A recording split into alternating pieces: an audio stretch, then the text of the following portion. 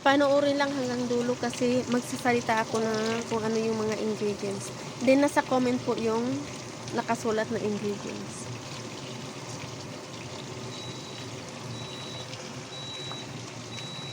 Ito siya, hinalo ko lang yung 500 gram minced pork, 2 tablespoon soy sauce, 2 teaspoon salt, 2 tablespoon vinegar, half teaspoon black pepper, 2 tablespoon cornstarch, half cup of brown sugar, isang bulan ng minced garlic, 2 teaspoon of annatto powder, then buhusan mo ng 4 tablespoon na hot oil yung garlic, i-mix mo lang ng i-mix, tapos optional lang ito kung mayroon kang oyster sauce, 1 tablespoon, then magic sarap, 1 teaspoon, ayan, then i-roll ko lang po ng ganyan. After nyan, tingnan mo, isang kamay lang kasi gamit ko yung isang kamay nagvi-video, i-roll mo lang siya ng ganyan kasi pang ano lang naman namin ito, pang ulam. Pero kung gusto mo ng pang business, kailangan isa-isahin mong iganyan. Or minsan gumagamit ng plastic roll.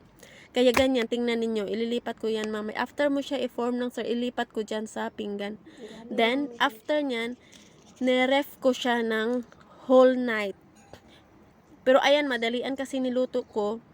Mga half hour ko lang yan refrigerate ko lang ng half hour. Pero mas masarap kung whole night or 24 hours.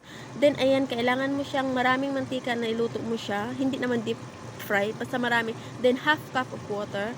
After ng half cup of water, takpan mo siya mahinang apoy para hindi masunog. Then, ayan na, ready na yung ano natin. Tusino, ayan. Ayan, ready na siya.